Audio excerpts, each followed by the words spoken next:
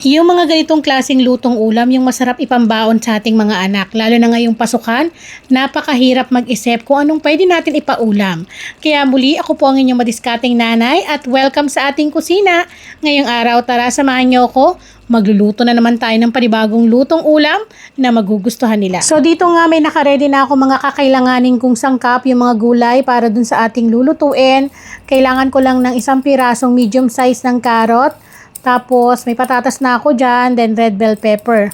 Parang ayoko na nga sana itong balatan tong carrots mga manay kasi kita nyo naman napakakinis nung balat. Mas makinis pa sa mukha ko, charis. Then dito nga pagkatapos kong mabalatan yung carrot, sinundan ko na rin ang pagbabalat ng patatas. Hindi ko na to nahugasan mga manay kasi lilinisan ko rin naman to maya-maya at hugasan ko rin ng ilang ulit para matanggal yung mga putik-putik na yan.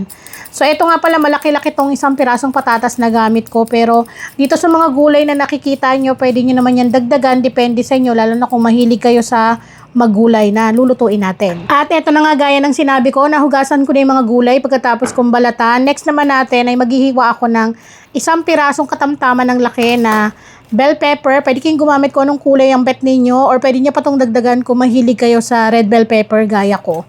At dito rin pala mga manay, ma-share ko rin sa inyo gaya ko ng mga plantitang nanonood dyan. Yung mga buto ng bell pepper na yan, tinatabi ko talaga kasi tinatanim ko yan dun sa garden. Para next time, meron na akong libreng gagamiting mga panggulay-gulay. At kalimitan doon sa mga ginagamit ko talaga rito sa kusina ay galing na din dun sa aking mga pananim. So pagkatapos ko mahiwa yung bell pepper, eto nga, susundan ko na ng pag-i-slice din ng carrot natin. So, hindi naman ganun kalakihan yung gagawin natin. Kailangan maliliit dahil giniling na baka yung gagamitin natin dito. Gaya ng nakita nyo kanina. So, ganyan lang kalalaki. Or bahala na kayo kung gusto niya panghiwang pang minudo, charis. Basta yung sakto lang naman. Yung maliliit talaga na pangginiling ang size, okay?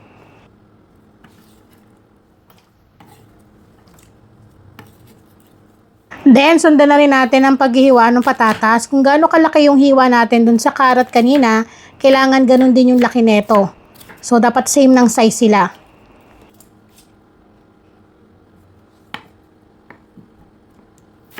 At dito nga hinugasan ko na ng 3 beses tong gulay natin. Then, binabad ko dyan para hindi siya mangitim. Sinabay ko na rin yung paglalagay ng bell pepper natin. At ngayon, susundan naman natin ang pagbabalat ng panggisa natin gaya ng sibuyas at bawang.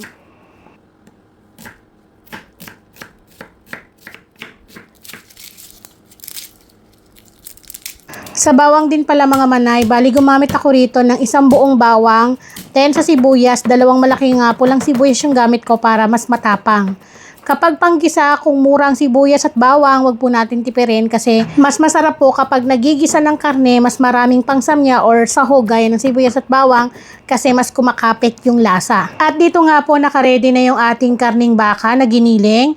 So meron tong 20% ng taba at 80% ng laman. Syempre bago po ako mag-start magluto ng ating karne, bali magpapakulo muna ako or maglalaga ako ng itlog kasi masarap to kapag merong nilagang itlog na pares. Nasa inyo kung gaano karami yung itlog na ilalaga ninyo, pero ito kasi ginagawa ko na lalo na pambaon at pagkain ng mga anak ko kapag pumapasok sa umaga. At dito nga nagsalang na rin ako ng ating paglulutuan, bali nag-init na ako ng mantika at una nga nating igigisa ay yung bawang. So bali sa bawang mga manay parang mga nasa 2 tablespoons yung aking gamit dito. Pero nasa inyo, mas marami kasing bawang, mas masarap, lalo na kapag ginigisa. So, huwag nyo lamang pong hahayaan na masunog para naman hindi po mait yung inyong lulutuin. Kailangan katamtaman lang ang apoy. Uulitin ko ulit, yung iba mas inuuna yung sibuyas, pero nasa inyo na po yun kung anong gusto nyong unahin dyan. At syempre, wag din natin kalimutan, igigisa na rin natin dito yung sibuyas na hiniwa natin na pulang sibuyas. Pwede rin po kayong gumamit ng puting sibuyas or kung anong sibuyas ang bet ninyo, basta kung anong available dyan sa kitchen ninyo ay pwedeng-pwede naman. At dito nga habang nagsasangkot siya po tayo, mag-add lang ako ng konting asin. Konting-konti lang. Then, igisa ulit natin to ng tuluyan hanggang sa mag-translucent yung sibuyas. Kapag naamoy nyo na yung sibuyas at bawang, ay pwedeng-pwede na rin po natin ditong ilagay yung giniling na baka kanina. Bali nga pala to, tumitimbang to ng 1.4 kilograms or 1,400 kilograms. At dahil nga ito ay galing sa freezer, so matigas-tigas pa to mga manay, kita naman. Pero titimplahan ko na to ng maraming pamintang pino. Gusto ko talaga ma-pepper para may kick ng konting anghang, mas malasa. Then mix ko lang ng bahagya para yung mga sibuyas at bawang na nasa ilalim ay maiangat natin kasi may tendency na masunog yan. Tapos tatakpan ko to maya-maya para lumambot or matow yung karne natin para mas maluto ng maayos yung karne at mahalo din natin ng maayos syempre. Huwag din po natin kakalimutan na maya-maya ay i-check natin para mahalo ng maayos at maiwasan din na masunog yung bandang ilalim.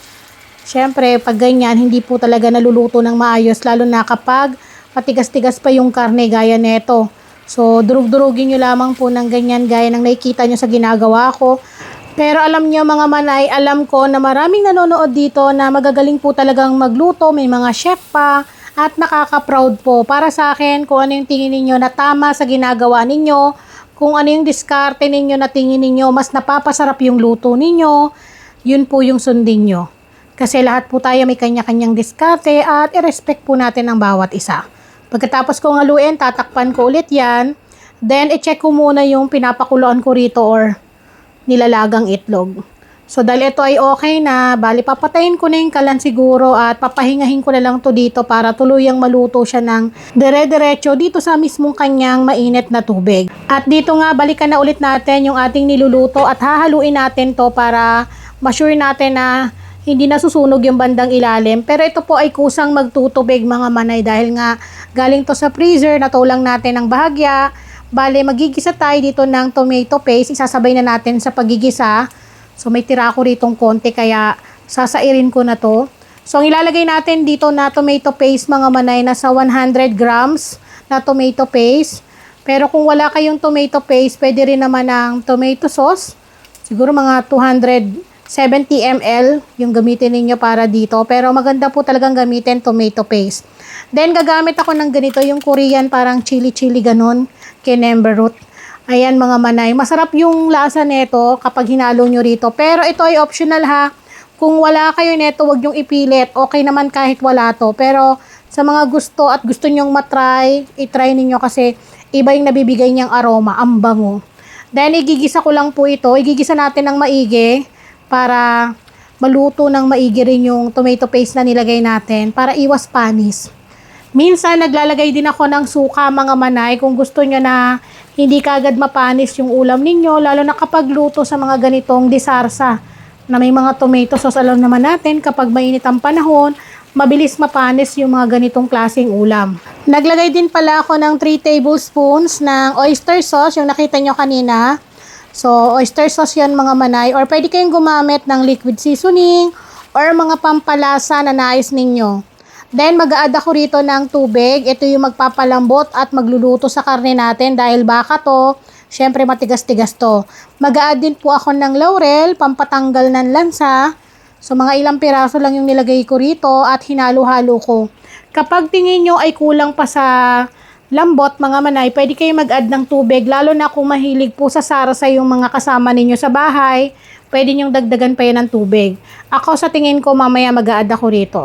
So, tatakpan ko ulit to, then hahayaan ko lamang po ng mga ilang minuto, siguro mga 10 to 15 minutes ng katamtaman ng apoy para dahan-dahan po yung pagluto niya. Then, maya-maya rin natin babalikan. Check na ulit natin at ang bango na mga manay. So, ito pa lang pwedeng-pwede ng pang-ulam kasi yung bango niya talaga nakakabusog na. So, hahalu-haluin po natin maya-maya at i-check din natin maya-maya. Kung hindi pala kayo kumakain ng baka, pwede naman pong palitan to ng giniling na baboy or pwede rin po ang giniling na manok. Then, maglalagay na tayo dito ng mga gulay. So, ito yung binabad natin kanina sa tubig para po maiwasan na mangitim. Babad nyo po sa tubig. Tapos, halu-haluin po natin. Yung ganitong klaseng luto rin mga manay, pwede nyo po itong gamitin palaman sa empanada. At masarap din po itong kainin kapares ang tinapay. Kung ayaw nyo kumain ng rice, pwede po ito. So, hinahalo ko lamang po ng bahagya, then hahayaan na po natin yan para mapalambot na rin yung ating mga gulay dahil luto na rin yung ating karne. At dito nga mga manay, dahil luto na at malambot na ang karne, gayon din ang ating gulay, so pwede na tayo dito maglagay ng panghuli natin. Maglalagay tayo ng green peas. Ito yung nasa incan yung gamit ko. Pinanguhuli ko na to kasi malambot na rin to mga manay. Then, mag-add din po ako dito ng dried raisins o pasas. Pero kung ayaw nyo nyan, huwag kayong maglagay. Nag-add lang din ako ng konting asin, pambalan sa alat. Kasi nakukulangan pa ako. Pero pwede kayong maglagay ng mga pampalasa na tingin niyo ay mas magpapasarap dito sa ating niluto. So doon sa ating pasas, naglagay ako para ito yung magbibigay ng tamis dito sa ating ulam. Panghuli natin yung ating nilagang itlog na tinabi natin kanina. At dahil luto na nga to, ay ready na tong iserve mga manay. At maganda rin po itong pambenta. Lalo na kung nag-iisip po kayo ng mga pang-ulam na pwede nyong maialok sa inyong mga customer. Sarsa pa lang talaga nito, talagang mapapaulam ka ng marami, mapapakain ka ng kanin. Ito nga palang niluto natin ay kayang makapagpakain ng 20 katao, lalo na sa mga mahilig sa ganitong klaseng lutong ulam na masarsa. Again, muli ako po ang inyong madiskarting nanay at sana po ay nabigyan ko kayo ng panibagong recipe na pwede nyong masubukan na pambaon ng mga bata gaya ko na may mga anak akong pang umaga. Tapos hanggang maghapon sila mga manay. Kaya isa to sa mga diskarte ko na niluluto ko na siya ng mas maaga para kinabukasan ay niririhit na lang at pwede pa nilang pambaon sa eskwela. Isang masarap na ulam na pwede mong papakin, may kasamang tinapay at pwede mong ipalaman sa empanada o kahit sa siopaw mga manay. Syempre masarap din to kapag may kapares na nilagang itlog. So tara, kain po tayo!